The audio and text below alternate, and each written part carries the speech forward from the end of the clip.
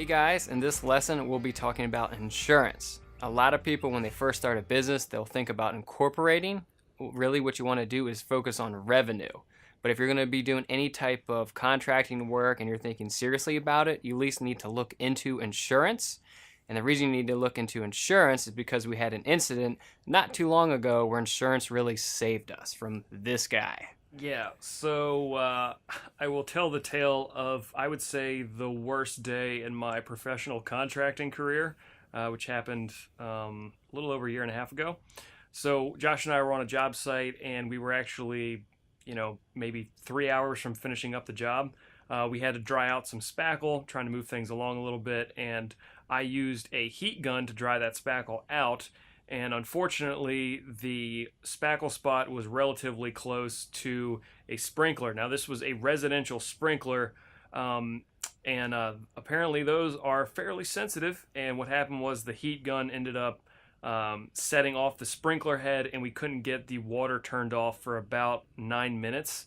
And the subsequent flooding in the house caused us to have a fairly significant insurance claim. And it was most unpleasant, but it would have been way more unpleasant had we not had insurance, and that is why we pay for it. And I think it's our first claim in 10 years of contracting, so 10 years plus.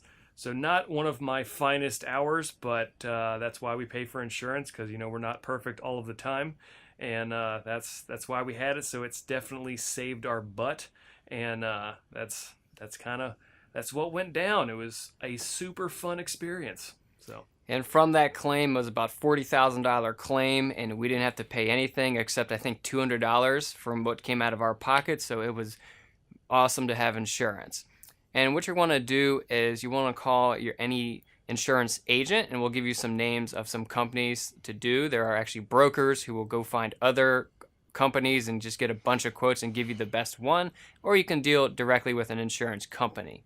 Most insurances, they'll offer $1 million each occurrence and $2 million aggregate, which means over each occurrence, of course, each occurrence they'll pay up to $1 million. And then when it says aggregate, that just means over the course of 1 year, the most that they will pay is $2 million. If you live in a place where you're working on super high-end homes where you've put the possibility of destroying the whole thing if some fire broke out, maybe you can up that if you're in a high-end market, California, DC, Boston. Maybe you want to have a little more. But typically, these policies only cost $500 to $1,000 a year. They're not that expensive. You could pay it monthly, quarterly, and even if you haven't had any work, it's just good to find out what this costs, and then you can go ahead and purchase it when you start working for people. And what you'll want to do is you'll call either, I have a few companies we'll have listed, Beneficial. We've used them for a number of years. They're great. They're national. You can call State Farm. You can call, I believe, Progressive, Allstate. There's all the major companies do it, and then you can find local companies that do it. It's very common. You can Google it for your area, or you can ask other contractor friends who they use. Those are some of the best ways we found to get insurance, but it's very important once you start doing work to have that safety net in place, because it could completely destroy your business. If you have a $50,000 claim in your first year or two of working, it could wipe you out completely. So get insurance. Yeah, get insurance and keep those heat guns away from any sprinkler heads. We will see you guys in the next lesson.